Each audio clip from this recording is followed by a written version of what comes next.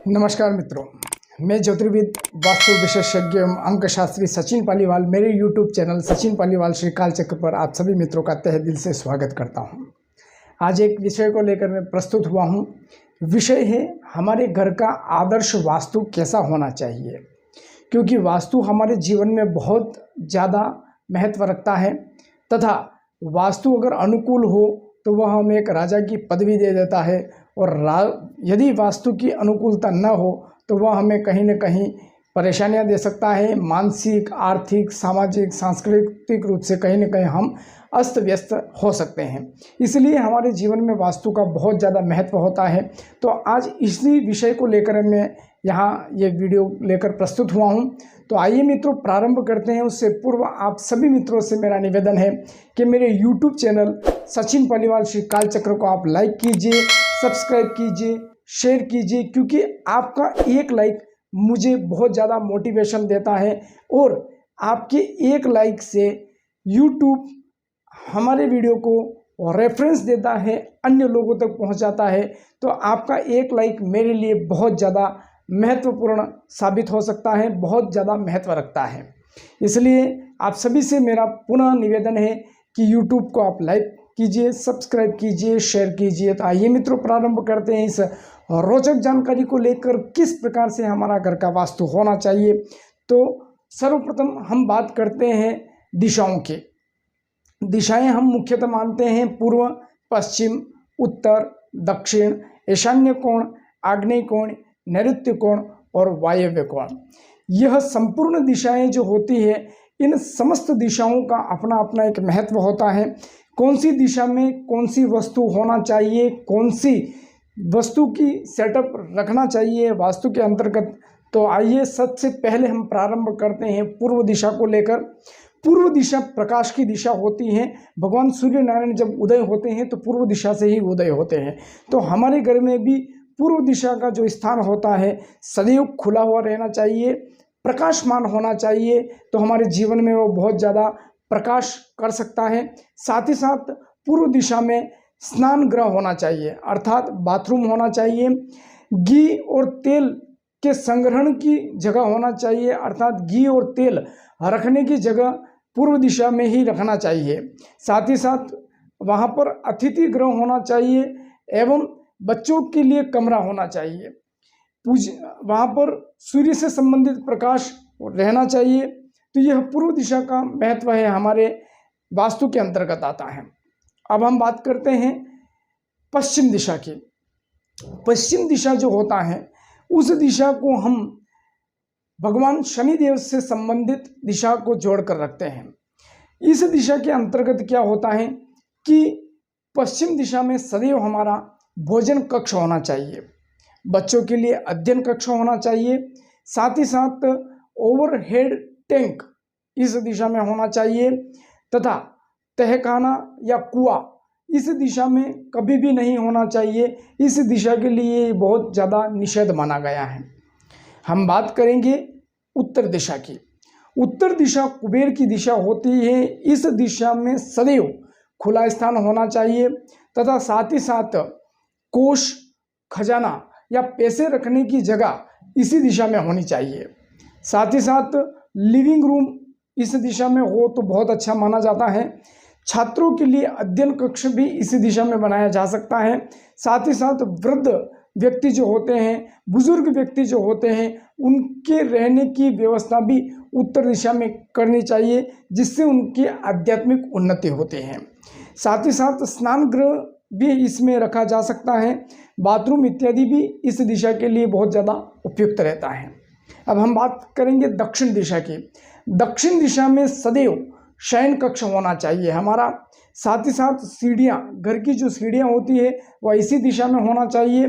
Provision room इसी दिशा में होना चाहिए। स्टोर रूम इसी दिशा में होना चाहिए तथा तहखाना और कुआं इस दिशा में कभी भी नहीं बनवाना चाहिए, क्योंकि तहखाना या कुआं इस दिशा में होता है तो उस घर में रहने वाले व्यक्ति सदैव परेशान रहते हैं। मानसिक रूप से, आर्थिक रूप से, सामाजिक रूप से बहुत ज़्यादा प्रताड़ना उनको झेलनी पड़ती है। इसलिए इस दिशा में कभी भी तहखाना और कुआं नहीं होना चाहिए। अब हम बात करेंगे ईशान्य कोण की। ईशान्य कोण जो होता है वह भगवान से संबंधित होता है, जल तत्व का वह कोण माना जाता है। इसलिए इस दिशा में सदैव मंदिर की दिशा होनी चाहिए, मंदिर की उपस्थिति होनी चाहिए, साथ ही साथ ध्यान कक्ष होना चाहिए, बालकनी भी इसी दिशा में होनी चाहिए तथा रसोई एवं शौचालय इस दिशा में कभी भी नहीं बनवाना चाहिए। ये सदैव निषेध माना गया है कि ईशान्य कोण में कभी भी रसोई घर या फिर शौचालय नहीं बनवाना चाहिए, नहीं तो ऐसे घर में रहने वाले लोगों को बहुत ज़्यादा परेशानियों का सामना करना पड़ता है तथा उनको धीरे धीरे उनका डाउनफॉल आता है तथा आध्यात्मिक तरीके से वे संपूर्ण नष्ट हो जाते हैं। हम बात करेंगे अग्निकोण की। अग्निकोण जो होता है वह अग्नि तत्व से संबंधित दिशाएं होती हैं। अब अग्नि तत्व से संबंधित दिशाएं हैं तो इस दिशा में अग्नि से संबंधित वस्तुओं को ही रखना चाहिए। जैसे जो भी इलेक्ट्रॉनिक सामान होते हैं वह इस दिशा में रखना चाहिए, साथ ही साथ हमारा रसोई घर इसी दिशा में होना चाहिए। अगर कोई बच्ची है जो पढ़ाई कर रही है अभी, तो ऐसे बच्चियों का शयन कक्ष अग्निकोण में ही रखना चाहिए। लेकिन एक समय के बाद में जब विवाह का उम्र के लगभग आ जाती है तब इस दिशा में उसे नहीं सुलाना चाहिए। जब तक वह पढ़ाई करती है तब तक बच्चियों के लिए अग्निकोण का बेडरूम बहुत ज़्यादा उपयुक्त माना जाता है। साथ ही साथ इस दिशा में विद्युत यानी इलेक्ट्रॉनिक मीटर जो होते हैं वो लगाने चाहिए, जिससे अग्नि तत्व का प्रभाव वहाँ पे बढ़ता है। साथ ही साथ यहाँ पर किसी भी प्रकार से जल तत्व का प्रभाव नहीं होना चाहिए, नहीं तो उस घर में रहने वाले लोगों को बहुत आर्थिक रूप से परेशानियाँ आ सकती हैं, तंगी आ सकती हैं। इसलिए इस दिशा में कभी भी जल तत्व को अवॉइड करना चाहिए। हम बात करेंगे नैऋत्य कोण की। नैऋत्य कोण जो होता है वह पृथ्वी तत्व से संबंधित होता है। इस दिशा को बहुत ज़्यादा भारयुक्त रखना चाहिए। इस दिशा में सदैव हमारा मास्टर बेडरूम होना चाहिए, यानी घर का जो मालिक होता है उस व्यक्ति को इस दिशा में सोना चाहिए, जिससे उसको ख्याति, यश, कीर्ति, मान सम्मान इत्यादि प्राप्त होते हैं। साथ ही साथ इस दिशा में लोहे की अलमारी को रखना चाहिए, वह उत्तर दिशा की तरफ खुले, लेकिन नैऋत्य कोण की दिशा में, नैऋत्य कोण के भाग में उसको रखना चाहिए, तो अथाह धन की आवागमन होता रहता है। साथ ही साथ इस दिशा में सीढ़ियाँ होनी चाहिए, ओवर टैंक होना चाहिए, लेकिन कभी भी ध्यान रखिए नैऋत्य कोण में भूमिगत टंकी, कुआं निषेध माना जाता है। इस दिशा में कभी भी टंकी, कुआं नहीं बनवाना चाहिए, नहीं खुदवाना चाहिए। अब हम बात करेंगे वायव्य कोण की। वायव्य कोण को हमेशा कभी भी न्यू कपल जो अभी अभी शादी हुई है ऐसे जोड़ों को रखना चाहिए। साथ ही साथ बेडरूम उनका ही होना चाहिए, उसके अलावा किसी को भी इस दिशा में नहीं रखना चाहिए। अतिथि के लिए यह कक्ष बहुत बेहतर माना जाता है। साथ ही साथ रसोई घर भी आप इस दिशा में रख सकते हैं वैकल्पिक तौर पर, क्योंकि यदि अग्निकोण में आपको जगह है तो सबसे बढ़िया है कि रसोई घर अग्निकोण में ही होना चाहिए। यदि अग्निकोण में नहीं जगह होती है तो वैकल्पिक तौर पर इसे वायव्य कोण में रसोई घर रखा जाए तो बहुत ज़्यादा उपयुक्त माना जाता है। साथ ही साथ इस दिशा में सेप्टिक टैंक भी बनाया जा सकता है।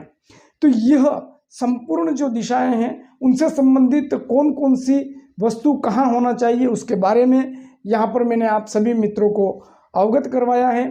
एक और ध्यान रखने वाली बात है कि यदि घर के मध्य भाग में खुला स्थान है तो वहाँ पर किसी भी प्रकार का कोई भी कंस्ट्रक्शन संबंधित काम नहीं करना चाहिए। वह भाग हमेशा खुला हुआ रहना चाहिए, क्योंकि वो ब्रह्म स्थान होता है और ब्रह्म स्थान जितना खाली रहेगा, जितना प्रकाश युक्त रहेगा, जितना हवादार रहेगा, उतना उस व्यक्ति को यश, कीर्ति, मान सम्मान, आरोग्यता प्राप्त होती है। इसलिए घर का जो मध्य भाग होता है उसे सदैव खाली रखना चाहिए, वहाँ पर किसी भी प्रकार का कोई निर्माण कार्य नहीं करवाना चाहिए। तो यह थे कुछ वास्तु से संबंधित आदर्श वास्तु से संबंधित कुछ उपयोगी बातें जो मैंने आपसे आज यहाँ पे शेयर की है। यदि आपको मेरा वीडियो अच्छा लगे तो इसे आप लाइक कीजिए, शेयर कीजिए, सब्सक्राइब कीजिए। आज मैं मेरी वाणी को यही विराम देता हूँ। पुनः एक नए और रोचक वीडियो को लेकर प्रस्तुत होऊंगा। तब तक के लिए जय श्री कृष्ण, जय जिनेंद्र, जय माता दी, हर हर महादेव।